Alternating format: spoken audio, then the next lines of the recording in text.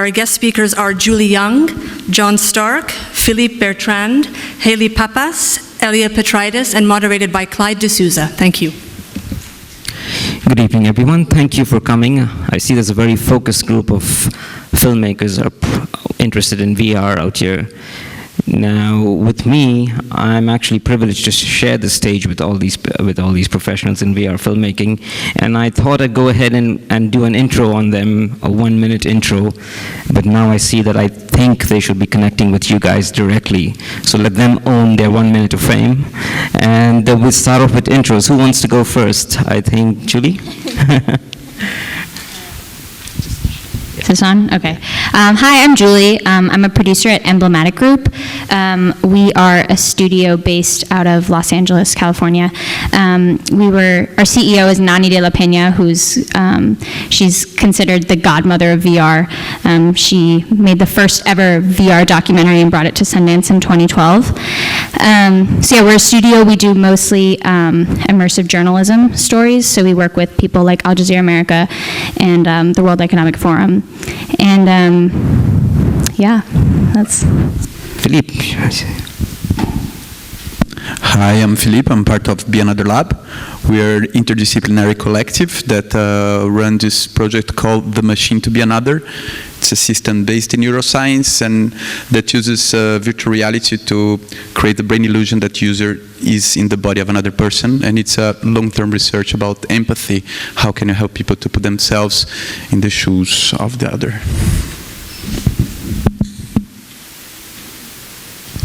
Hi, I'm Hayley with RYOT. Thank you all so much for coming and thank you for having me. We at RYOT, we are a news and media company that uses what we call next generation storytelling to compel people to act, to move people to do something that they care about.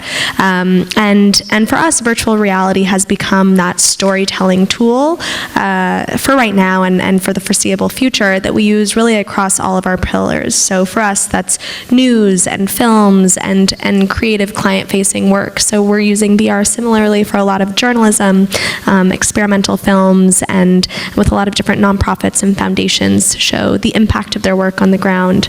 And for us, it's become really the most effective storytelling tool to move people to act. So it's exciting to be here with you all and to hear what you're up to and see what we may be able to do together. Okay, hello everybody. So my name is Jonathan Starck and I'm from a company called the Foundry. So compared to this panel, which is very creative, I'm on the technology end of the spectrum. So the Foundry produces software tools for the post-production industry and creative industries. We have a tool called Nuke, which is a compositor for film VFX. So from our perspective, we see a lot of content creators producing really exciting pieces, and our interest is understanding what tools are needed in the future to make it easier to produce really high quality content. So I'm really excited to be here.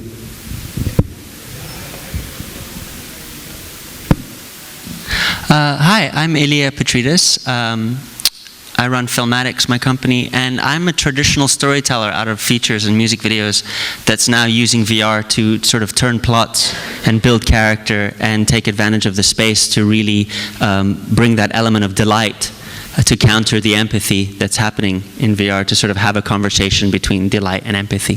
So I'm really, really happy to be here. Thanks. Thank you, guys. So we've got the whole gamut in VR. We've got filmmakers, we've got the post-production, production, I think distribution as well, and immersive journalism. By show of hands, can I see how many filmmakers are out here? Okay. People interested in distribution? Okay. The press? Okay, so great. So let's get started with virtual reality filmmaking. I think we'll concentrate on cinematic VR filmmaking more than on the other aspects of VR, which is popular right now, for example, gaming and things like that. Unless there are people who are interested in gaming, we will get into that a bit. But when we talk about filmmaking, in fact, what happened was that I came across quotes, for example, from James Cameron. You know, he's like the god of, let's say, technology when it comes to filmmaking, but he seems to be kind of not really taken up with VR. In fact, I got one of his quotes out here just so that I don't misquote him. And he says, what will the level of interactivity with the user be other than just, I can stand and look around? If you want to move through virtual reality, it's a video game. It's been around forever. So it looks like he's a bit skeptical. And recently, Ed Catmull, who's co-founder of Pixar, is probably riding the same boat. And he said, linear narrative is an artfully directed telling of a story where the lighting and the sound is all for a very clear purpose. We are not just wandering around in a world, what we do in VR. Now with the Oculus, they're saying it's a new storytelling medium. It's good, but it's not storytelling. The fact that you've changed the technology and people are excited about it doesn't change the underlying difficulty of the compelling narrative story. What do you guys think? And remember, you could be quoted by the press. Start out with an easy one. Yeah. What do you think? Is what we're doing in virtual reality only for gaming, or is there, scope for storytelling, for visual storytelling? Yeah, I'm happy to speak to that. So I think what we're hearing is sort of a reflection of where we are with VR right now. The technology is there, and the proof of concept is there, and what's not there yet is the content, right? We're just now getting to a moment in time where we're starting to create content in VR, distribute it so that people can see it, and it's frankly just now starting to become part of our vocabulary and language. So I think to say that virtual reality is something that's just for the aesthetic, or you're just going to look around, or what's the story? What we're experiencing is quite the opposite. We're finally at a point in time where we're getting to really experiment with storytelling inside VR. How do you direct a piece? How do you direct your audience inside VR? Is it with audio cues? Is it with visual cues? What about split screen in VR? It's all of these sort of really rudimentary storytelling tools that we know so well in video and literature and every other means. We're just now getting to start to play with in VR. So I think it's an exciting moment in time, and frankly, it's a challenge that we all get to approach together. Sorry, I couldn't agree with you more, honestly. I think the quotes hit upon the fact that there's no grammar quite yet. We were talking just a second ago into how to do that. So as a storyteller, when I was faced with this task of, building characters, you have to navigate the traditional with the new. There's all sorts of things that work traditionally. For example, all of a sudden, theater actors become really valuable, right? People that can work in one fluid take with 4 GoPros going at the same time and not break for a close-up or an insert. That's really special. So the stage actor becomes really valuable. Your ears become really valuable. Whereas, yeah, sure, this was always the case, here and there, but all of a sudden, all the old stuff, like, how do you say, like choose your own adventure, which was something that was like passé 30 years ago, all of a sudden becomes really valuable, because now you can have focus gazes where you fall into other, angles of the camera and fall into other rooms, right? So I think they're a little early on the quote there. I think they haven't seen it yet. That's encouraging. John, you had something? I think the only thing I'd add to that is to look at the productions that have been done already. And for me, I always ask, what has it added when I'm watching back in 360? So there's been a few really high profile, really interesting, I would call them experiments. So there was a short movie called The Mission. It was produced, I don't know how many people might have seen it. And the idea behind that is you follow a World War II troop as they go on a mission. And you're following the troop, and then you're inside a tank. And, it's an amazing technical achievement, and it's really impressive. And sometimes it really adds something, but the rest of the time you feel that you might have just as well have experienced that at the cinema. And then there's the Google ATAP Help experience. It's really interesting to see what it's done and where it can go next, I think. Do you want to say something? Yeah, and to speak to that, we had a piece called Project Syria that we brought to Sundance last year, and it basically puts you on scene in the middle of war-torn Syria. So it's a very intense piece. It's also full positional tracking, so you are walking around the space to, I think, James Cameron's quote. But, we had people take off the headset in tears, like in full-on tears, saying, I've seen this on TV, I've seen it in 2D, I read articles about it all the time, but now I get it. And I think it's that, even though you're sort of passively experiencing something, it's that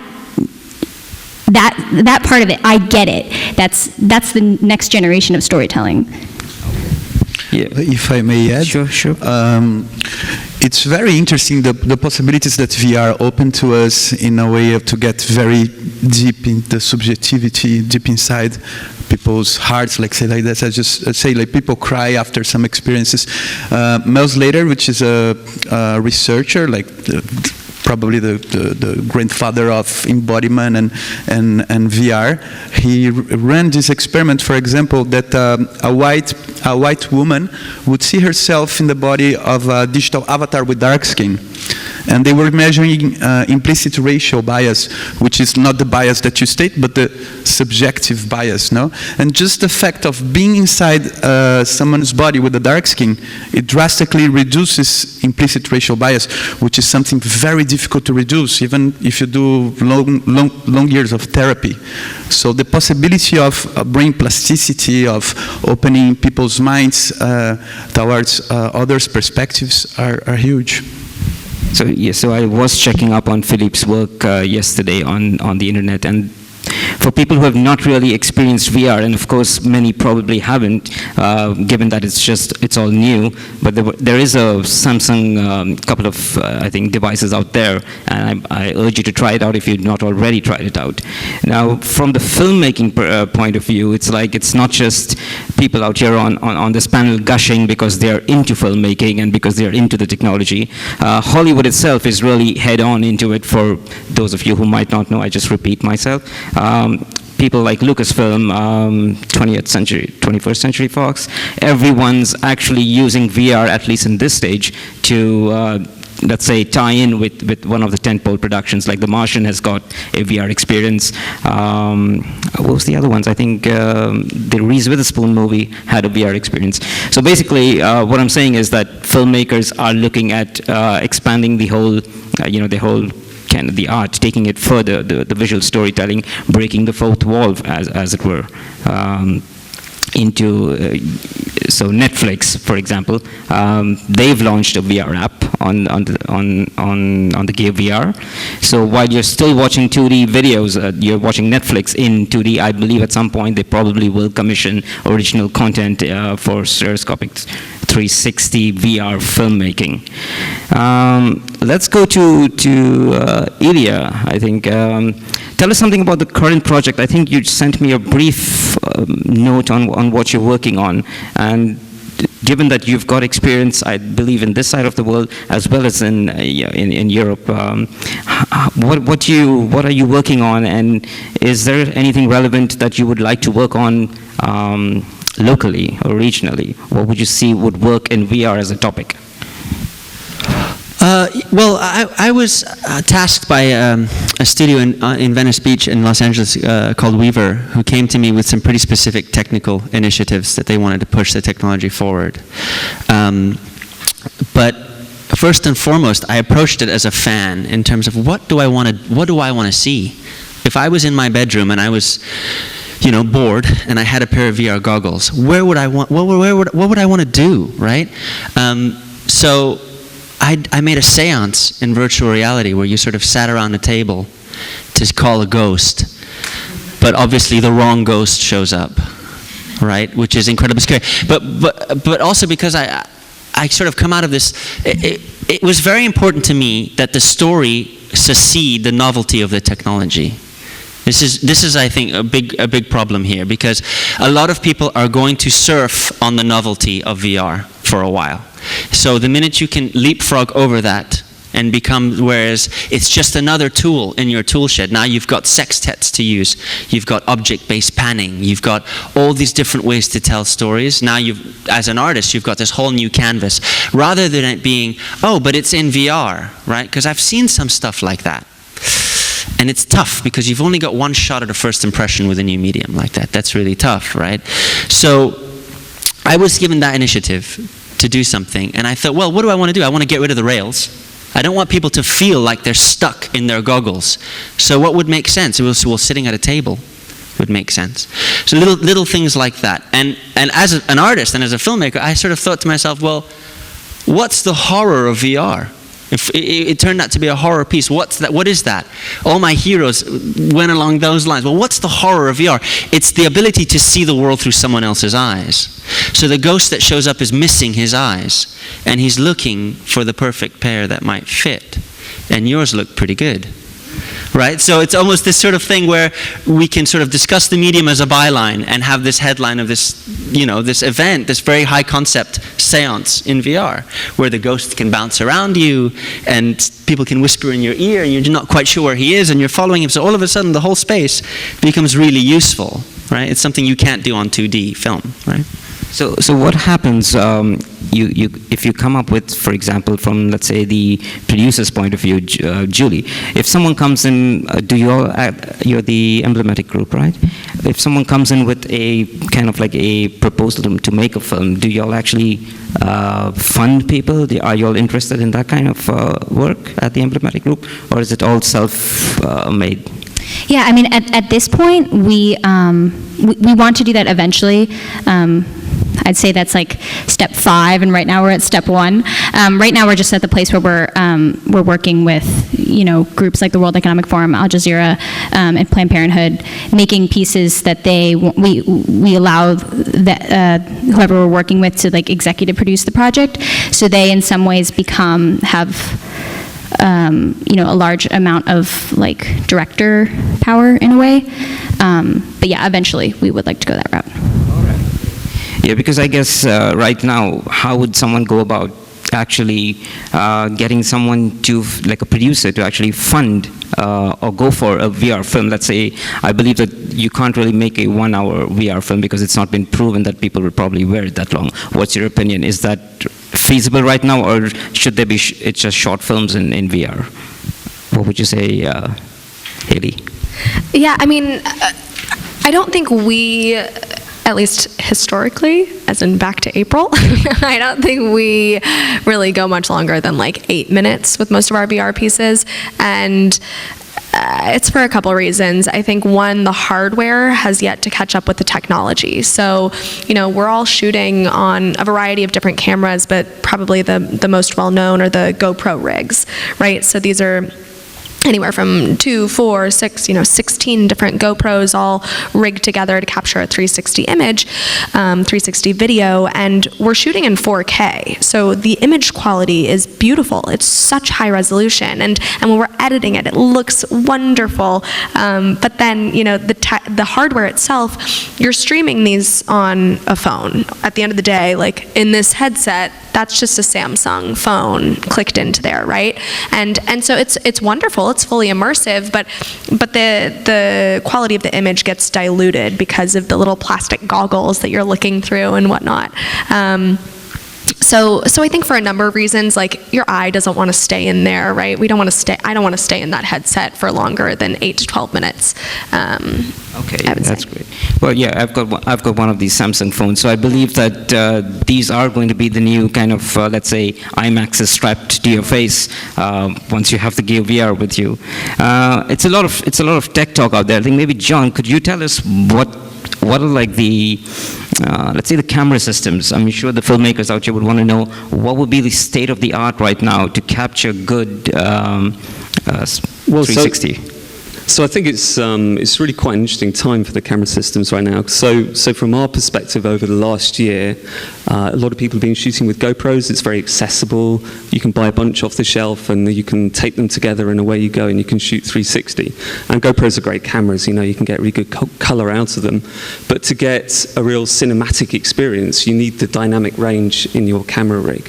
So there have been rigs out there that you can use. So for example, there's the head case action cam rig that has much better cameras. It's got 11 stops on it, so you can actually get that real depth to create a really nice experience. But it's been very hard for people to get hold of these rigs and shoot with them and deal with them in post. So they're all DIY right now? So pretty much people have been building their own. I mean, you can actually get some quite decent monoscopic 360 content using off-the-shelf rigs like Freedom 360 or something like that. But right now there's quite a lot going on. So Nokia Ozo recently announced their rig. So I think you might even be able to pre-order it. So Nokia Ozo. How much? Would you any? So the Nokia Ozo is $60,000 US, so that's quite expensive. But it's targeted at the premium end of the spectrum. So it's a point and shoot. It's point and shoot. I mean, it answers a lot of questions actually. So, as I understand it, I'm not involved in production, but one of the issues when you're on set and you want to shoot is you need to be able to get a live preview of the 360 content that you're capturing so that you know you've got the right thing, or if you need to reshoot it, that's really important. So one of the things the Ozo gives you is that live preview. And you've got all the data that you can download and then have available afterwards. So it solves a lot of problems. I don't know how I could go on for hours on this stuff. Okay. But, let's ask someone from the audience. Is there anyone who's interested in shooting or has shot a 360?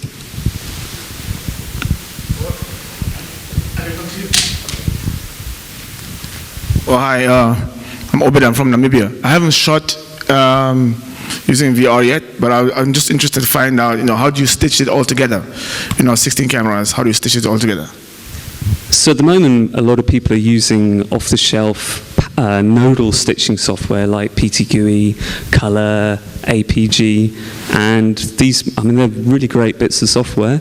They don't work for stereo capture. Are you shooting for monoscopic 360? Monoscopic. So I would recommend, I'm not going to recommend anyone because there's journalists in the audience. Go ahead. You should only use our software. But you're allowed to say Nuke is the de facto standard for good quality stitching. So try the tools that are out there, Color, for example, and APG. So they're great tools. Keep your eyes out because there's a bit of a significant difference between a rough stitch and a deep stitch. So you keep your nose to the grindstone about that sort of thing because you'll tell the difference when you're watching it.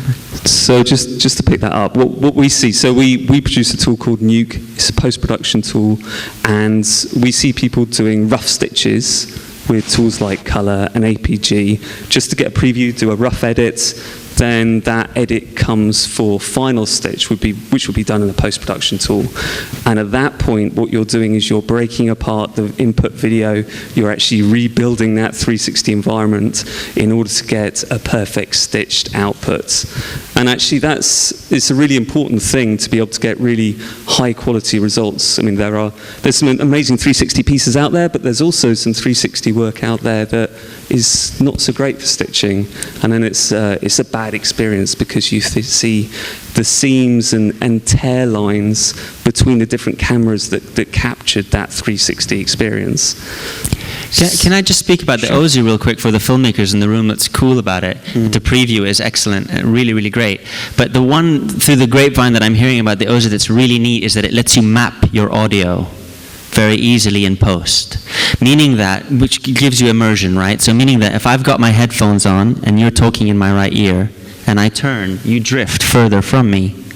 Do you see what I'm saying? And the Ozu is coming, that technology, rather than doing it in post, is coming stitched into the camera, which is super, super cool because it makes dialogue awesome, stuff coming through the windows awesome. Like your quadrants become much more mappable through sound. So as a filmmaker, that's an enormous help. Yeah, and I would say the nuances and technological advancements like those are what propel the storytelling itself, right? So if I hear him talking over there, that's going to direct my attention to look over there. So suddenly I have a say as a director in what my viewer is experiencing. So yeah, we've got, sorry John, you wanted to say something? Yeah, so the other thing to add about Ozo from the technical point of view is that it captures pretty much stereo 360 everywhere. So at the moment when you see 360 video, it's usually monoscopic. There is some stereoscopic 360 out there where you get some depth perception, but that depth when it's baked down to a 360 view is only on one horizon. So something to watch out for with this rig, I think, in the future is the fact that it can capture 360 everywhere. So it'll be really interesting next year to see if we start to see delivery of 360 wherever you look in the world. So yeah, I think the whole point of literally, if you say virtual reality, is to put you in a kind of virtual reality place or a virtually real world. And if you're going to do that, this whole debate of monoscopic versus stereoscopic. Monoscopic, I've seen the difference. It looks like it's just wallpaper stuck to a globe. So the gold standard should be stereoscopic, which means a camera for your left eye, camera for your right eye, and I believe that's kind of tough right now to do it in full 360. What is your take? Is cinematic VR in monoscopic still VR? Does it qualify as being called VR, or does it have to be stereoscopic 3D? All I can say is I'd love to know the answer to that question. I think I would ask the question, what does it add to the experience? Because if you just need to understand the space or be in someone's situation, then maybe it's okay for it to be monoscopic, because you just need to understand the situation. Maybe, well, I don't know. I would entirely agree. So as I mentioned, we do a lot of VR for news as well as for films. So for the news pieces where there's a sense of urgency, we tend to produce those in monoscopic only because we're trying to get these out as quickly as possible. And it's a lot more stitching, it's a lot more cameras, it's much more intrusive to bring in a stereoscopic rig, and it delays the delivery. So we recently released a piece with the Associated Press out of the Cali jungle, which is the largest migrant camp in Western Europe. And so it was one man shooting by himself and in these relatively trying circumstances. And as much as we would love for that experience to be stereoscopic, what was more important to us was to get that content and to get it out quickly to our audiences while it was still timely and important.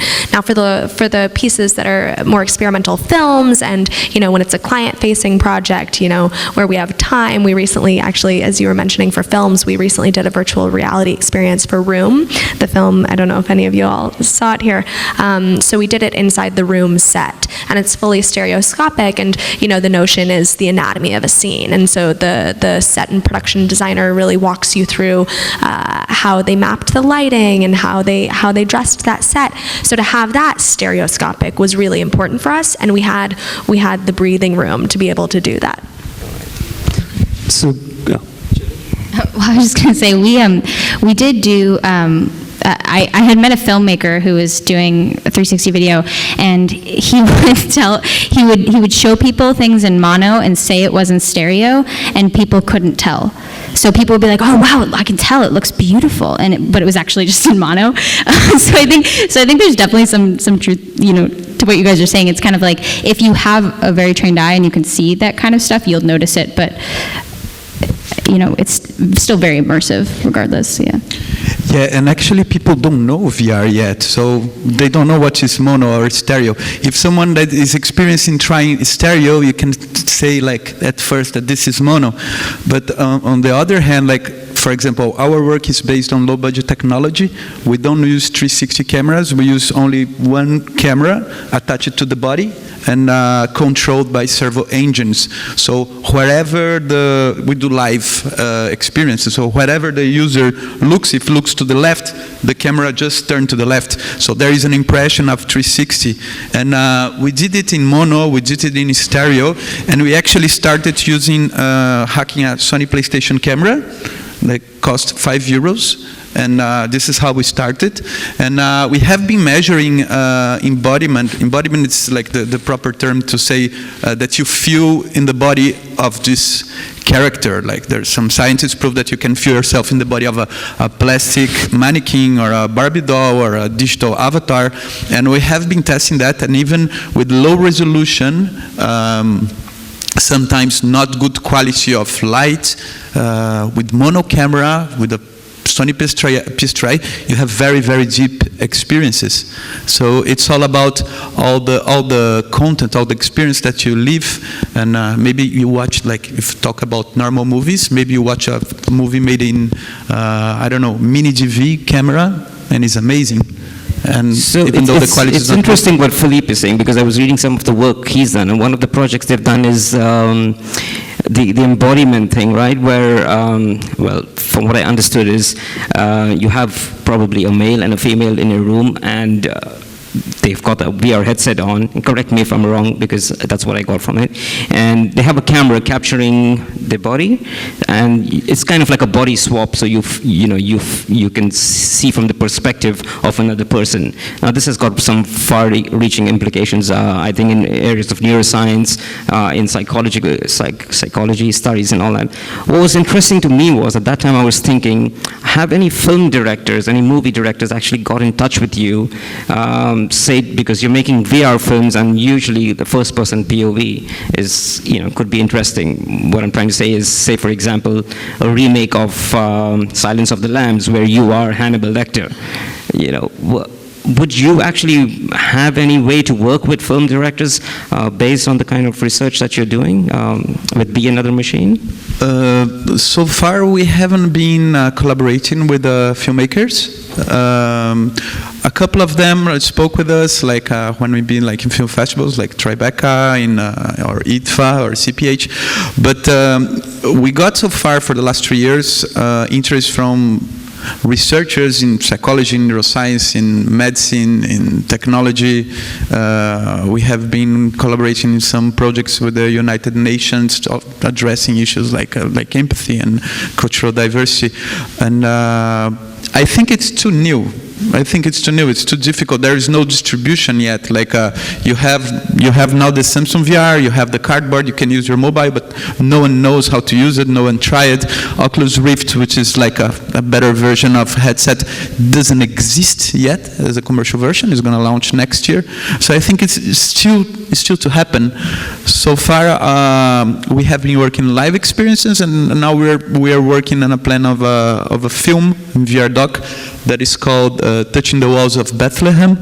So the idea is that you can see yourself in the body of citizens from Bethlehem talking about the situation of being enclosed by the West Bank barrier.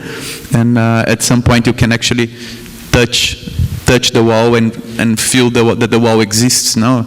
And in embodiment there is this combination. There's several combinations that you can do, but if you have first-person perspective with a body, agency, which is the ability to move as the character moves, and tactile feedback, you can create this brain illusion that I see myself in the body of a woman. I know I'm not a woman, but my brain is telling me, yes, this is your body. So it's very disorientating, but very deep experiences to get close to the situation.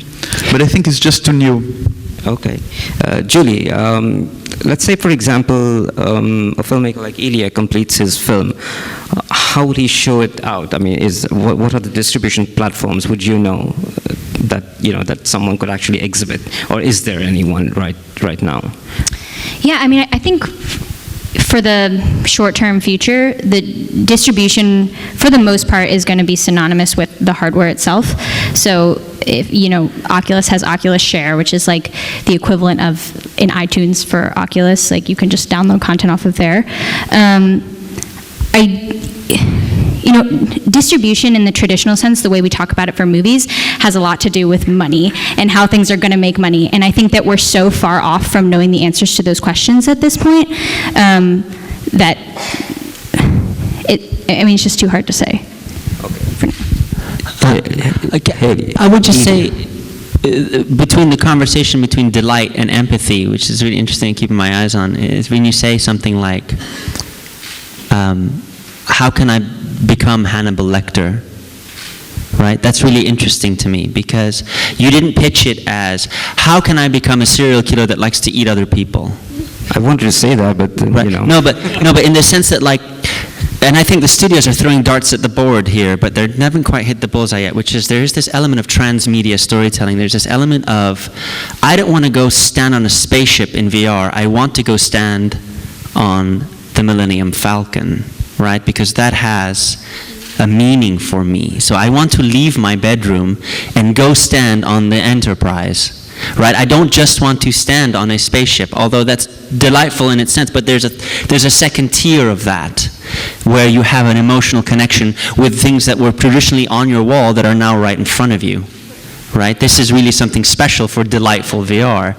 So I think it was really interesting that you said that, because that's sort of the conversation that's, because in empathy it's not necessarily the case. Empathy, it's about being parachuted into a situation where you would otherwise be so far removed from it. So for me as a storyteller, that's what I find really curious as to how that is neurologically and emotionally working for you, right? Yeah, taking that further, for example, there's a big debate between the two camps. Gamers who are into VR don't really think anything filmed with video is actually virtual reality, because their argument is that you probably can't interact with it. Positional tracking, which means tracking your head so that things shift and pan and move, can give you a certain feeling of being there, but it does not convince a lot of people in the gaming world. But on the VR world, I would think if an event like, I think you guys covered the Nepal earthquake, right? Now, 20 years, and it's a good thing that you did it, even if it isn't monoscopic, it is still, it's a part of real life, it's a life event. Because my argument is, like, if you go 20 years down history and you want to actually see what happened there, or for that matter, your child's first birthday, how would you do it if it's only going to be CGI or gaming? That's the argument. So I believe that you, on stage, are probably convinced that virtual reality is between the two. Is there any other things that we're missing, that would actually put the case forward that filmmaking is indeed virtual reality? I'll try and take that one. So this is a purist question, isn't it? Virtual reality means it's virtual. So I'm not a purist. I think it's all about, for me, virtualized reality. So capturing 360 video, photoreal content creates a believable experience, something that you can attach to. So virtualized reality for me. Yeah. So if the question, if I'm hearing it correctly, is virtual reality filmmaking? Is that right? That's the question. So I think virtual reality is something more than filmmaking. I think to say it's filmmaking is limiting in a sense. There's a lot of discussion around, like, so what is VR as a tool or as a means, and is it the next phase of video, right? And I don't even think it's that. I think it's something much more and encompassing than that. I think that in a lot of ways, VR reflects literature more than it does video. Hear me out here, because when you're reading a book, you are placed in that entire world, right? Like there are no parameters. Spatially, you can imagine the ceiling and the floor, and to your left and to your right, and I think that's a bit of what VR does with us. So of course there's the linear degree of storytelling, but there's also the physical positioning of it. That to me, it's not just filmmaking. It's a new means of storytelling that doesn't fall within any, like you were saying, within any verbiage that we have yet. It was interesting. We did a piece in Syria as well. One of our conflict journalists went inside Aleppo, Syria, and captured the first sort of docu-style VR piece from Syria, and it just. As we were releasing it, we were confronted with, okay, so with the narration, is this proper journalism, or does this become more experimental, or is it a documentary, or is it a narrative piece? And it wasn't any one of those, right? It was somewhere at the intersection of all of those, because it's so new. Like, we're crafting this language, we're crafting this space, and it's exciting to be there, but of course we all don't know what to do when we don't have the right words for it, when we can't place it neatly within a box. But I don't know if it's filmmaking. I think it's something cool that's next. But it is real. I think you can't turn any of the websites or pages on filmmaking now without seeing a new startup getting funded in multi-million dollars. So it's probably not just VR hype. It looks like it's a bit real, and probably some of the audience out here who are who want to get into it probably need to understand that it is real. I think it's not just passion for someone, and it is going forward in filmmaking. John, what are some of the let's say the technical hurdles besides the camera thing? Let's say finishing in post and stuff like that. And are you guys doing something really fast to make that easy? Can I go back to cameras just quickly before I get to that? So one thing that we didn't get to touch on was the new GoPro rig that's coming out. So there's a GoPro Odyssey, and that's a collaboration between GoPro and Google. So I think what's really interesting here, perhaps for this community, is that there will be camera rigs coming out that will give you the ability to press the record button, get all the footage up onto the cloud, and get that automatically stitched for you and downloaded as a really nice stereo stitch. So I think this is something that's going to make it much easier to go out on location and shoot some content and have a really great result available without all the pain of stitching that we have today. So, but you asked about the post-production tools and things like that, things that are in the pipeline. So as a company, the Foundry sees a lot of people dealing with stitching, being able to try to deal with the pain of stitching right now, and that's something that we see holding back creative content creators, because they want to shoot something really interesting and new and novel, but actually they can't shoot what they want to because they have to stage it. They have to get the performance to happen within a particular camera point of view, or it has to be more than 10 meters away in order to reduce post-production time from hundreds of hours to a reasonable amount of time. Sorry, hundreds of hours, hundreds of days, down to a reasonable amount of time. So we're trying to help that pipeline, make it easier to do stitching, and also make it easier for artists to work with 360 content. So if you think of this footage that you're looking at, it's all around you on a sphere. But when you work in tools in post-production, you're used to looking at standard flat images. So artists have to get their head around looking at a flattened sphere, and it's a really quite hard and complicated thing to deal with. It's okay if everything's pretty much in the middle of your 360 world, but as soon as you do something interesting over the top of your head or underneath your feet, it gets very hard to deal with.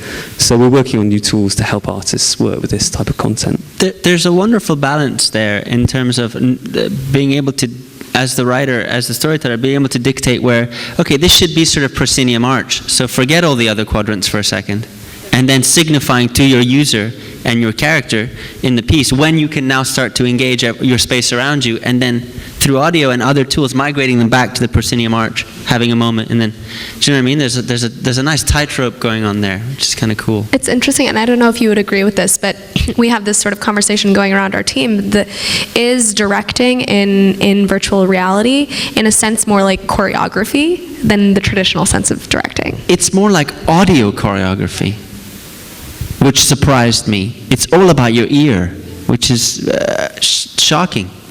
It's not so much about your eyes so much. It's all about your ear, because your ear choreographs your eye exactly where it, and that's how it's been since the dawn of time, right? Can I ask? Oh, sorry.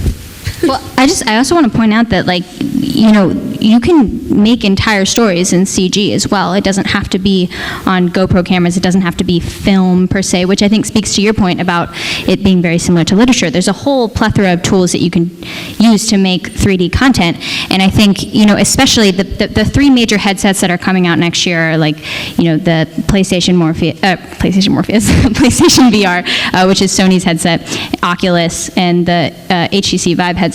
And all three of those have positional tracking, which means that you set up two cameras in your house and you can actually walk around the space. You can't walk around the space unless there's some element of an actual CG 3D environment, because or else you're fixed to where the camera is. I mean, I think that, and there's going to be a huge space for that in terms of storytelling over the next couple of years. It's probably going to combine a lot of elements. I think speaking of the whole CG world, I think Oculus themselves have a story division now, or a filmmaking division called Oculus Story. Story Studio? Story Studio, yeah. And I think they did a short called Henry, was it Henry? Yeah. Mm-hmm. Yeah, where the character actually tries to get the people in the audience as part of the film, where he looks at you and stuff like that. And and I look at how could we do that for filmmaking? For example, you watch House of Cards, and every time they break the fourth wall, Kevin Spacey looks directly at you and speaks. Would that be some kind of a gimmick, you think, in VR, or is there a creative way that you could actually get the audience to feel that they're part of the scene out there? Have you all experimented with that? Yes, so we have a piece called Use of Force, and it was about a man named Anastasio Hernandez Rojas, who was he was a Mexican migrant who had been in the U.S. for, I think, 15 years, and he was crossing the border back into Mexico, and he was beaten and killed by U.S. Border Patrol. And so the witness that was there, she had taken some limited cell phone video, and they came by and asked for everybody's cell phones, and she kept hers. And so we recreated that piece in VR in CG. And what we did was so it was full positional tracking. So you're watching the beating as it's happening, and you're using all real audio from the cell phone. So it's like you were saying, audio is the most important thing in VR. So it's all real audio. It feels very immersive. And we gave people a hand input that acted as a cell phone. So when you press, it was an actual tangible object, but when you pressed it, it was a virtual cell phone that recorded whatever you were looking at. So it was almost as if you were taking evidence. But you only had 30 seconds before your cell phone battery died, and you couldn't record any more video. So it added this kind of element, almost a gamification, interactivity element to the storytelling, which I think is really interesting. Yeah, if I may add, when you say that you have an object, and our work, we always have the tactile input, it's interesting because it's not even virtual reality. It could be, I don't know, real virtuality. No, it's not virtual, it's real, it's tactile, you touch, it exists. And it's another possibility to explore, and there's lots of things to explore in it. We also made a virtual reality race car, where we used an actual hydraulic force feedback car, and then put a steering wheel on it, and then matched up. You basically start in the pit of an F1 race, and then your car pulls up, and as it pulls up, the steering wheel, the virtual steering wheel and the physical steering wheel are matched 1-to-1. So right. It's very weird.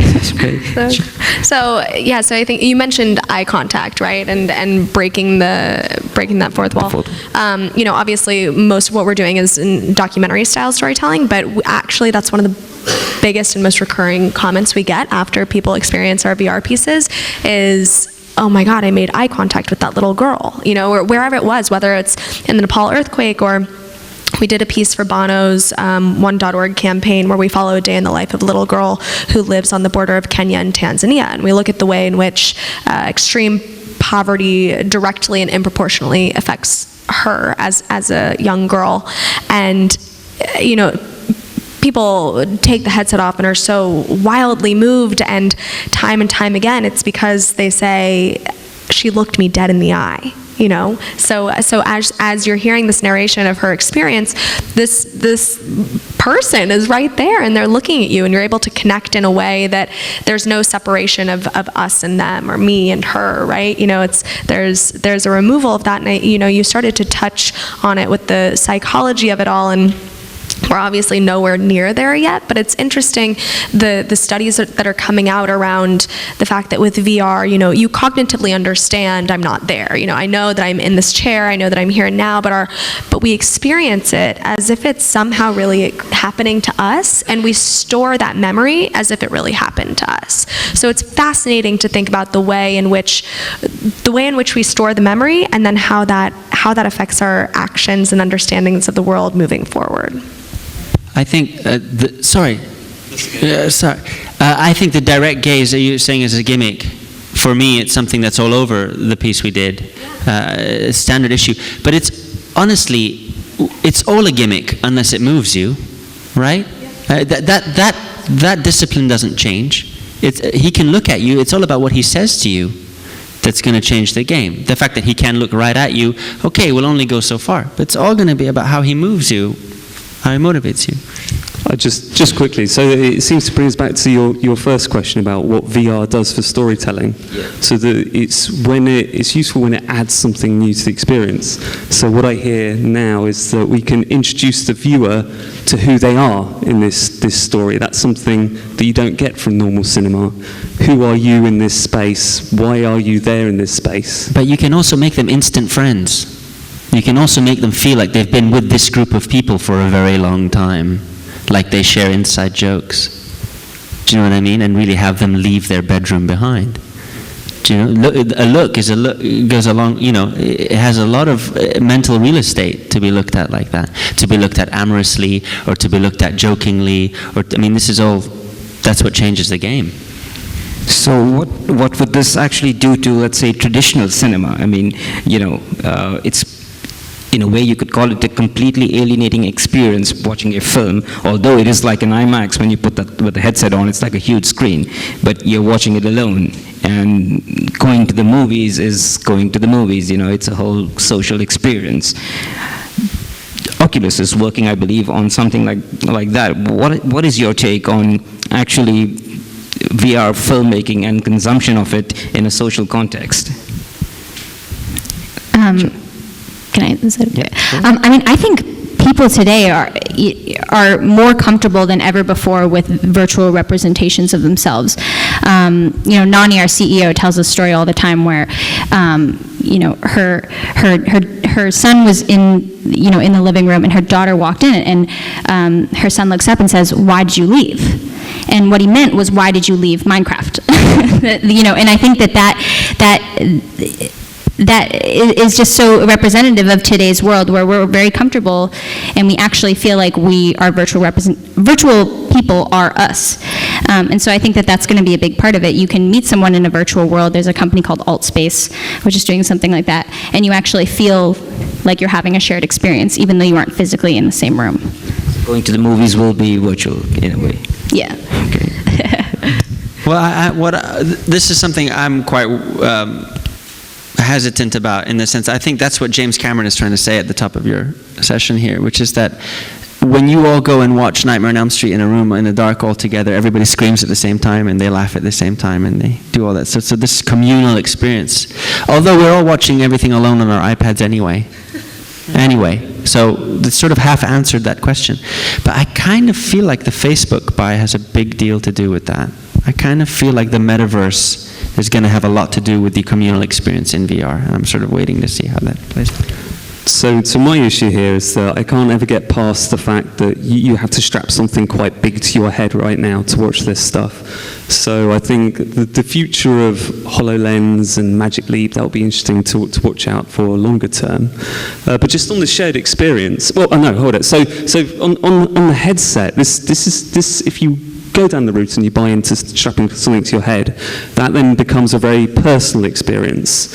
So one of the things that struck me was Bjork's VR piece, Stone Milker. So the thing about that it becomes, you want a personal experience then. Your favourite performer, if Bjork was your favourite performer, is there performing directly to you. So that's a personal experience, and it's about content for a personal space. But there have been some productions that have tried to create shared cinema. So there's a piece by Murada, post-production facility in LA, called The Strain. So it was a co-marketing release for an episodic TV series called The Strain, I believe. And they produced an app for Gear VR that would go across 6 Gear VRs simultaneously. So you could actually sit and watch the same thing at the same time with your friends. So I'd be really interested to see how that works out. But can you tell them where to look? The idea is that they have the same content at the same time, but they're free to look wherever they want. Oh, cool. But you can't say, hey, mate, look behind you, there's a dinosaur. But you can in Oculus Toy Box. Sorry? You can in Oculus Toy Box. Awesome. Which was it was a demo that they released at Oculus Connect this year, where you have hands and you have a head, and so does somebody else in the same virtual space with you, but that person is actually a real person in the analog world that's like 6 doors down or something. So you're in this demo with them. They called it Toy Box because you're passing a boomerang back and forth and like shooting each other with lasers and stuff like that. you're in the same space together. And the weird thing for me was that after I did that demo, I went and met the person that I had been doing the demo with, the real person. And as I met him, I had no idea what he looked like. I just saw his gestures and the way his head moved and the way he sounded. But I felt like I had already met him, because I had interacted with him in a virtual space. And so, and that's already exists. That technology is already here. Yeah, well, actually, I don't know if any of you are aware of Oculus Social. So Oculus Social is lets you actually go into one of the they're actually selling or renting movies out on the Oculus store right now. So most of the tentpole films are like $15 or $16. The thing I liked about that was that you buy or you rent out the $16 film movie, and I think in the licensing you get up to 5 seats. That means you could actually go onto your Facebook, and that gets back to your Facebook metaverse thing that they're getting into. So you could probably invite 5 friends. They could be in the next room. They could be halfway across the world, and you find yourself in the cinema, in this virtual cinema, and their avatar heads are out there. And as you're talking to them, you can talk to each other like you're talking to someone. The good thing is you have a mute switch, I think, which you can't do in real life in cinema. but yeah, so I think that's where it's going. It's probably movie watching or going to the cinema is actually completely going virtual now at a cheaper cost, because the concession stand is just your refrigerator down the hall. You can pause it. So is this a threat? Do you feel something's up right now? Is this going to actually tempt people? Yeah, I entirely think that somewhere in the future it's going to become a shared experience, right? Virtual reality isn't always going to be us with this weird wonky thing strapped on our head. I don't think. It'll probably move towards like augmented reality where you can put in a contact lens and see the whole world. Who knows? But I do wonder if part of the power of virtual reality, at least right here and now, is that it's an entirely solitary and uninterrupted experience. You mentioned like Facebook and how easily distracted we are, and one of my first observations when I was first experiencing VR was that's like one of the only times I was uninterrupted. I didn't check my phone. I couldn't hear what anyone else around me was saying. I wasn't able to look or glance at anything else. It was like the only unadulterated, pure amount of my attention, right? And so I wonder if it befuddles me. I'm like, could that literally be just why VR is so powerful? Because it has our uninterrupted attention. I don't think that's all there is to it, but I think there's something to be said for the personal experience, and that it's yours and just yours in that moment. And I think the shared experience, at least here and now, is in the communication after the fact, the sharing and relating of what was that like for you, and this is what it was like for me, and did you look at so-and-so behind you? No, I was looking at that girl over there. There's just so much to dig into. Yeah, I think Hayley said beforehand about like how can you, in a VR experience, you kind of record this in your memory as it was like part of your real experience. And what we have observed in our work, like usually when people swap bodies or whatever, going through an experience, the process that we do on research is like we do a quick interview just right after they take out the glasses, and usually they cannot state much because they are too dizzy and not understanding what is happening. And then we do one interview 1 week after. And what happens, which is very interesting, is like just 20 minutes, we do 20 minutes experiment. 20 minutes experiment can last in your head for 1 whole week, thinking about that, thinking about the other, thinking about what happened. And this is very powerful to raise consciousness about each other. And I think this could be probably the social power of VR. On the other hand, I think it depends on the experience you develop just in the beginning. For example, when we do a body swap, you're not alone in this experience. You're 2 persons, and at some point they are facing each other. So if you're wearing the goggles, you are facing yourself. Like for example, I'll be in your body, looking at my body, and you actually go shake hands, and you shake hands with yourself. Under your body, I'll shake hands with this body. And when you remove glasses, you just realize, oh no, I'm shaking hands with the other. So it can become not just an individual experience. It depends on the way that you design the content. Yeah, well, it's already happening now, for example. I mean, yours is an experimental piece that you've taken to a lot of film festivals as well as art installations. And now we've come to the point where there's actually virtual reality film festivals. I mean, I've heard of a few of them. Kaleidoscope was one, yeah? Yeah, well, and the photographs are people all sitting in a room like this with headsets on. You know, the screenings are that. It's not a big cinema. Do you think that this thing is going to, I think Sundance as well has had it recently. Do you think this is going to be a trend going forward, mainstream? Are we really going to see, let's say, in the next couple of years, features coming out in VR? Is that realistic, or is it going to be further on? I think just through the grapevine, one thing to keep an eye on is Ready Player Zero. I think it's going to be really interesting. Spielberg is making his next film after BFG. There's a part of it that's in VR, but I think the main strength of that is going to be that it's going to have VR components to it, to market it. I think that's going to be really sort of a good testing point, because he's quite obviously an industry giant. So for him to take the medium under his wing and give it a spin, no matter to what small degree he gives it a spin, will be very interesting to see what he does with it. And there's not a festival I've submitted my eye for an eye to that doesn't have a Tribeca has, and Sundance. We're in Sundance in January, and then Tribeca in April, and Telluride has, and so I don't see it going away anytime soon. Is there any questions from the audience? Okay, get a mic there. Hi, my name is Mohammed Mamdou. I'm a UAE-based filmmaker. And my question is to everyone.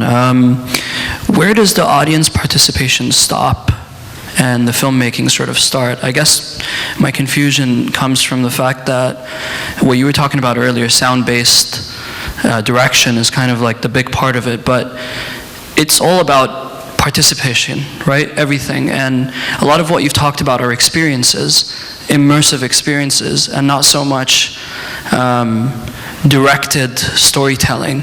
So I guess as a filmmaker, I'm just very curious about that. And my second question is, you also mentioned it, Hayley, earlier, is augmented reality and where it's going and its place in everything. Because Google, announced that big buy into Magic Leap and how that's going to be a different kind of technology from stereoscopic vision and sort of reflecting back on the eye and not having the 8 to 12 minute headache that you have now. So what do you think the impact of that would be as well? Thank you. So the first question was again, because it's about narrative storytelling. Like at what point does the director's role stop and the audience's role begins in a story, in a film that's shot completely in virtual reality? Because everything that's been released has been more like, oh, I want to touch that, I want to touch this, but where's the storytelling? Elia, do you want to get that? Like I said, you have to migrate between traditional storytelling and the new medium you have at your disposal. My storytelling began at the screenplay phase. My screenplay was written for virtual reality. It wasn't written. I mean, the screenplay traditionally has always been meant to guide the reader to see the film before they see the film. So if you're going to do an immersive experience, your screenplay, to a certain extent, needs to help you do that, right? So there are certain assets to that screenplay where you can read it and have seen the film in VR, right? So the same that you would apply to your screenplay phase in terms of how you're telling your story, what lines of dialogue are important, how you're turning your plot, why you've got a 3-act structure, where's your midpoint, where's your, false defeat, or whatever, all that all applies. That's still storytelling, for me, anyway. Yeah, I agree. I think that the director creates the world and sets the parameters, right? But I think that within VR, there is a democratization of storytelling, if you will. So as the viewer, there's no longer, it's not this like top-down approach. I'm not giving you a piece of content and telling you 1, 2, 3, 4, follow this exact path. I would imagine you can watch any VR experience an infinite number of times based on what you're listening to, where you're looking, and I think that that's the democratization, right? Is what do I want? What do I want the story to be? What's the story for me in this moment? And I think from the director's perspective, if you want that person to get something out of the story, like if you want them to do, so for us, right, we always tell stories to compel our audiences to take some sort of action. So for us, we know we've done our job as a director, whether we're just creating that world or setting those parameters, if they do take that action. If that makes sense. So just a quick anecdote, our first virtual reality experience was on solitary confinement. And we premiered it at Tribeca last year, and in terms of VR, it's like the most rudimentary piece of content. You're sitting inside a solitary confinement cell. It's not like you're like traveling the world, but again, the soundscape is what directs that piece, and it's narrated by a man who was wrongfully convicted, imprisoned for 20 years, the large majority of which he spent in solitary confinement. And at the end of the experience, he says, in the next 15 seconds, you get to take off this headset and return to your daily life. For over 80,000 Americans, that's not the case. Sign the ACLU's petition to ban youth solitary confinement. We had every single person take off the headset and sign the petition. So for us, we were like, this is the future. No doubt. We've been in this business of trying to use stories to drive action for years now, and to see really a proof of concept, like, oh, this works, was A, compelling to the medium, but B, from a director's perspective, I think showed, great, we did our job. It worked. I should comment the way that we do our system as a narrative system that we call embodied narratives. It's kind of actually not a filmmaking, it's a protocol for everyone could be a performer. So we usually, like when you get art residencies, we build a system, we show to the local community, and whoever is interested in going deeper, we invite them for doing a performance. So they pre-record an audio about whatever they want to talk about, to share about their lives, and relate part of these sections of this audio relate to some objects. For example, you see yourself in my body, and you're in front of a table full of objects, and maybe you see a portrait, and you're interested in the portrait, and you can choose the portrait, grab the portrait, and you start to listen to my voice talking about my mother that is in the portrait. Maybe you're not interested, and you put it back, and you grab another object, and you start to trigger some different audio related to this different object. It's a way that we design it to allow users to interact with the story of another. It's one option on how to do it. So just try and pick up on both your questions. So on audience participation, I think there's a couple of things to watch next year. So Google Spotlight Stories, they're doing some interesting things, and I think it'd be really excited to see how that is taken to video content. Maybe some sort of interactive pathways you can explore inside 360 video. That'll be fun if that happens. And also, I don't know if anyone here has heard about The Void, which is, has anyone heard about The Void? So this is more like an installation, like a theme park installation where you put on headsets and you can run around inside a physical space. I believe something like that starting up in Dubai. I do not know the exact name of the place, but I believe something like that is also coming. Okay. So this is a physical experience that you go into and you participate in with other people, and you can actually touch the environment because it's built up to match the CG that's being rendered to your headset. So I think that will, yet again, be another type of experience in this space. So The Void and where that goes, that'll be interesting.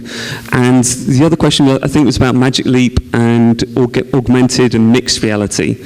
And for me, that's kind of the successor beyond virtual reality and 360 video on your head. And we were talking earlier actually about the different things that are being recorded. There's a company called 8i. They have a camera wall that will record people, and they have a piece called A Message to, correct me if I get this wrong, Message to My Future Self. So you can go in and you can record yourself or a short performance in a spot, and then you can play it back. And as soon as you play it back in a device like Magic Leap, when it comes out, you'll be able to move around. You'll have that positional feeling that they're actually there in front of you. So I think that's really exciting. And there was another piece called... I don't remember. I think it's called 100 Humans or something. Oh, yes. It's going to Sundance as well. And there was... No, it wasn't quite the one I was thinking of. So there was new techniques, new testimonials. The piece with the Shoah Foundation. Yeah. Do you know a bit about that? I can't remember. Yeah, So the Shukul Foundation is doing a fascinating project. I don't know the proper title, but to preserve Holocaust survivors, they're basically creating these fully interactive holograms. So they're interviewing Holocaust survivors. They'll take one person, interview them for 5 days straight, ask them 1,000 questions. They're interviewed and filmed in this 360 dome with like 6,000 LED lights and hundreds of cameras, and they create then this hologram that's fully interactive. So they tag all of the data from all of the interview questions and the answers. So, I can pick up a microphone and there's this full 3D real human in front of me, and I ask any question I want. What concentration camp were you at, and when was the last time you saw your mom? You can ask very complicated questions, and with sort of a Google API sort of function, it responds back to you. And they're literally in that moment answer, and it is the most mind-blowing experience you've ever had. I was telling them that, to watch someone else ask the questions, I was like, oh, cool, he's talking to a hologram, big deal.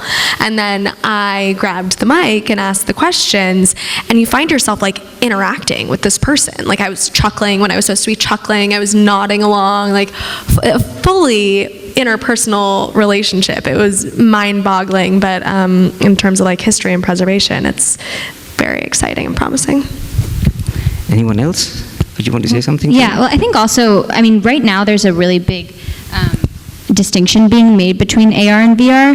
I don't think that that's necessarily going to be the case in a couple of years. I think we'll just move to one term, maybe mixed reality or whatever it is. I think that right now, VR is more synonymous with technology, the actual headset and whatnot, and AR is more of a concept. AR is it's the complete opposite of digital dualism. It's I am 100% in the analog world and the digital world at the same time. That's what AR is. So eventually they're going to be the same device, whether it's eye contacts or glasses. There's still time for questions. Yeah. Oh, hi there. My name's Bob. I'm a producer from London. First of all, thanks to the panel. This has been a really eye-opening session. However, I'm still a skeptic because I've yet to have perhaps my breakthrough moment with this. And just going back to Hayley, what you said, but I think a lot of other people have mentioned it in other words. You talked about the democratization of the content. Just to throw this possibility, what about a benevolent dictatorship? As in, that's the directed story that you're meant to be told. And I just think of two examples in films that I've seen which are very different, where if I had the choice, I wouldn't have had that experience. So first, there's a scene with a very graphic violence against a woman that's happening in front of you, and if I had the choice, I would have turned away. And that could be in lots of horrific circumstances where if there was true democracy, I'd be looking away or I'd leave the room.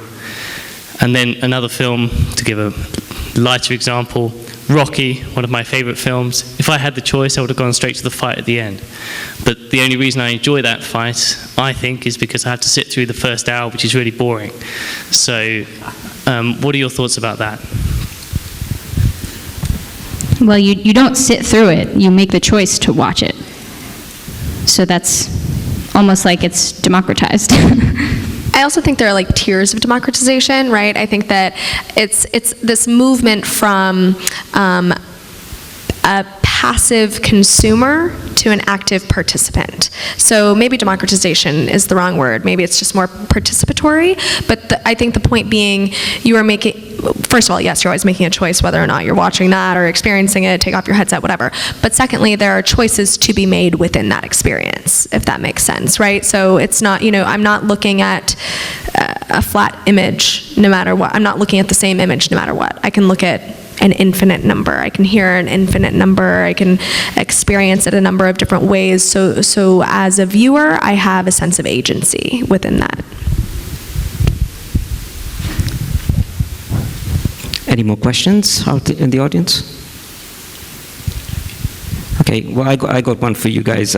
It's probably more on, let's say, getting closer to the region and, let's say, evangelizing VR filmmaking out here now in the EU. You've got government bodies funding this kind of research with no no need as such for any kind of commercial outcome from it. And you've got private people, probably like private companies like, is the Foundry private? Yes. Yeah, and you're the head of research.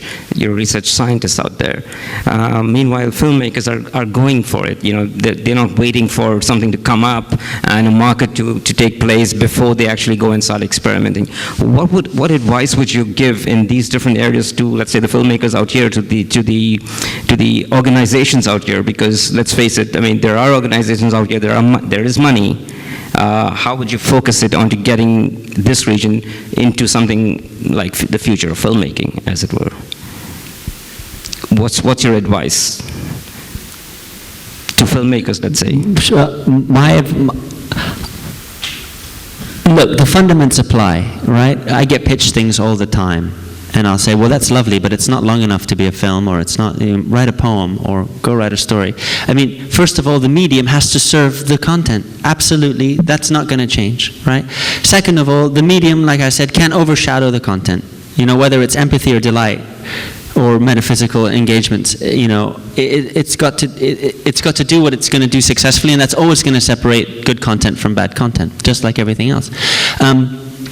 But what I would say is that I think this is a running joke between people in VR right now, is that, and I think Lucky said it in the Time magazine article recently, he said this is the Pong phase. This is the Pong phase of the medium, right?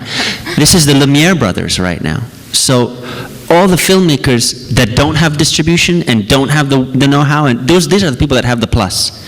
These are the people with the advantage, because nobody's got a precedent yet. It's all going to be about which of the content, whose of your imaginations speaks to us the most. Because everybody's watching everything in VR. We're all captivated. And that'll only last for a moment longer. So while there's a gold rush, I would go. I would make content. Yeah, and I think to the note of distribution, you were asking, like, what does distribution look like for VR? And granted, it's limited in its formalities, but I think that's also liberating from a filmmaker's perspective. And for us, our approach is, this is such an emerging space that there's no room for exclusivity. There isn't room for like one particular distributor, but rather there's room for all of them. We're VR platform agnostic. When we release a piece of content, we want to put it any and everywhere in hopes that as many people as possible can have their first or second or third or whatever experience with VR. But now is the moment for us to carve a space in this VR community for powerful storytelling, so that it's not cannibalized by the gaming and porn industries. I think that there's a real risk in that if we do not clarify and preserve the space for VR to be used for compelling stories and by wonderful filmmakers, then we might lose that opportunity. So my advice would be rather obvious, I guess, just because there's so many technical challenges to getting the content to begin with. Try it out first, as much as you possibly can. Try and shoot something interesting and challenging as a trial. Yeah, I think VR is made out to sound like this really difficult thing, but it's really easy to just get started. Like you can use 2 GoPros if you want, like as little as 2, and stitch something together. It's sort of, other than how small the network is, which I think is the main barrier to entry for a lot of people, is they don't know who to go to. They don't know who to go to ask for stitching help and that sort of thing. It's sort of the same question as how do you get into 2D film? It's like you just do it, and then while you're doing it, you just hope that you meet people and learn more and get involved in cool projects. For me, I have to say that our group is actually not interested in VR. We end up doing that by accident, just because it allows this possibility of building empathy. We believe in helping, promoting a shift behavior in the world for a better world.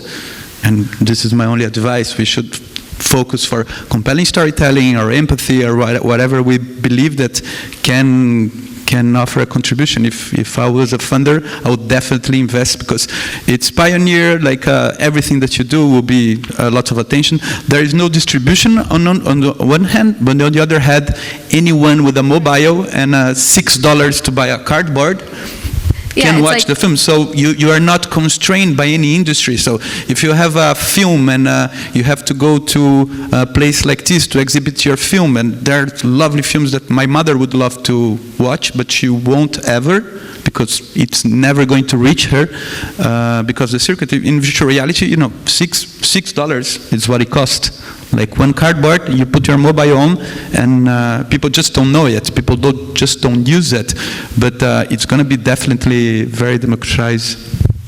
Yeah, there's no distribution, but there's full distribution on YouTube, Facebook, right? All of these are now 360. And just like a tiny piece of practical advice, if you guys haven't seen or heard of the Theta camera, I would say that's probably the easiest point of entry for VR. It's about the size of an iPhone or a flip cam. It has a lens on each side. It records in full 360, and it basically automatically stitches. Hey, he has one. It's called a Theta, Theta. So you've got a whole 180 lens on the front, and you got a whole 180 lens on the back. And well, this is the first model that came out, so it's only still photographs. But the newest one shoots HD, I believe, HD video. Yeah, so we actually use these with all of our citizen journalists around the world. We deploy these Theta cameras. They're incredibly user-friendly. You literally press on and record, and whether you're holding it and it's sort of a first-person POV, or if you can put it on a little monopod or tripod. But they're just a couple $100, and if you're interested, I think it's an easy point of entry. I should add also, if someone wants to try VR, our system, The Machine to Be Another, it's a Creative Commons, no commercial project. So we definitely encourage anyone to copy, replicate. We will help you. We have the documentation online, and it's open. So some good food for thought out here. I think the key takeaway was, jump in there rather than wait for some commercial avenue to come up with distributors promising you distribution rights, etc. I think the key out here is it's being done in Hollywood. The big AAA studios are into it. There's no reason why local filmmakers or regional filmmakers shouldn't be doing the first Arabic VR immersive piece of journalism or movie out here. Just one more question? Yeah. Sure. A very specific question.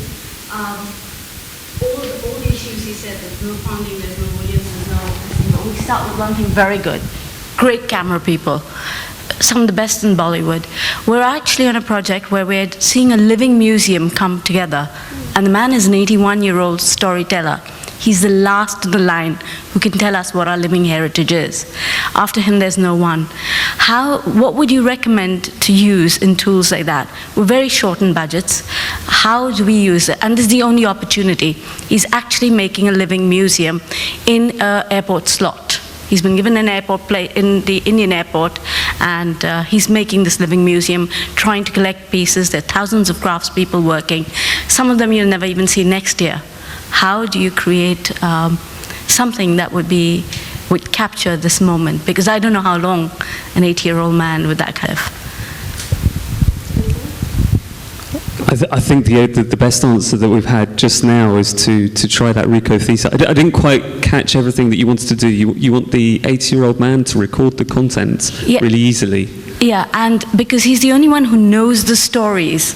So you have items from 14th century, 15th century. He's been the sole custodian of all these artifacts and pieces which he's been collecting all his life. This is a very accessible camera. You can simply pick it up, hold it. The next step up from that is the type of rig that records with 6 GoPro cameras. Okay. And then that becomes a little bit more bulky. It's relatively cheap, but it's more bulky. You'd have to carry it around on a stick, and then you'd have to deal with stitching it afterwards. So this is very accessible. But I just checked the specs of what you can get out of video first, though. So with the Rico thesis, I don't quite know the resolution you can achieve at video rates. I think it's just HD, I think. It's just HD. So you might, if this is something that you're going to keep for a long time, it's going to be part of an installation. It's probably the only thing we'll have left as Indians. So you want to be able to get the best possible quality, I think, on the budget that you have. Yeah. So I would step up to a Freedom 360, and I would try it out first. Do some trials. Okay, thank you. Sorry. Yeah, what would be really cool is if you could do volumetric capture on it, like do an 8i or something like that. Obviously, that's would be a huge project, but that would be really amazing if you could feel like you were in the room with him. Yeah, probably LIDAR or something, or Lightro, but those are all still not done yet. I mean, the other thing to say is that if you can get access to post-production, we can. BNA have come in and said, we'll give you post-production. So and we've had a comfortable relation with them, so it's... So a lot of 360 content is created in post now, simply because it's easier to shoot. So you could shoot with a normal 2D camera, and then you can composite your environment to create the 360 experience. So you shoot lots of individual elements and you pull all those elements together. That if you can get access to the post-production facility, that could be a good way to go. Yeah, but post-production is usually expensive. No, we partnered with them on 3 films, so we know they would come in as a partner and do this with us. So, and this is content that nobody in the world has ever seen. It's been locked behind doors, and everybody would want to explore it. Sounds amazing. All right. Is there any questions? Time for one last one, I believe. Yeah? All right, then I think... oh, there is one? Okay. Yeah. Sorry. Okay, it's Muhammad Awad from Sudan. I'm a director of documentary films, and my concern was virtual reality. I'm also an architect, so I believe that virtual reality and the VR world is linked with some definite people on this earth, but it's not like producing real materials on real world, just like documentaries. It's more touching, like scenes and images that shows real life, have temptations, have its values. So how can we bring emotions to this virtual reality? I think through the story, through the content, the same way that you can make a non-emotional movie or an emotional movie, you can get really deep inside one context, like one person's perspective or one situation. You can really feel that you're there. And yes, I've seen users crying. I have experienced. There is one impressive project called The Enemy that was exhibited in Tribeca. You are in the middle of the room, and on one side there is one Israeli soldier, the other side there is one Palestinian soldier. And you can approach them, you listen to their perspective. I took it out and I was crying for 20 minutes. I couldn't leave the place. So I think you have the possibility. You know, just as a very tangible way to do it, I mean, the VR piece I did has a score. You can score the piece, right? So just as you would traditionally in film, to sort of you know, choreograph emotion a little bit through scores, you can keep applying these age-old ideas into the new medium. You can do that. Yeah, Thank you. Juxtaposition of images, you know, the contrast of placing you in one location and then the next location is drastically different. The narration that you may hear, I think it's all the same storytelling tools that we've played around with for ever, and they apply to VR, and we're only now getting to sort of play with them. All right. I think I'd like to thank all of the panelists for a very thought-provoking session. And thank you for coming in here. I hope that next year, probably at the Dubai Film Festival, we have probably a small section on the first local or regional VR films being made and demonstrated. And then we could invite our panelists back to see the fruits of what they've discussed out here. Thank you. A round of applause, please, for all of them.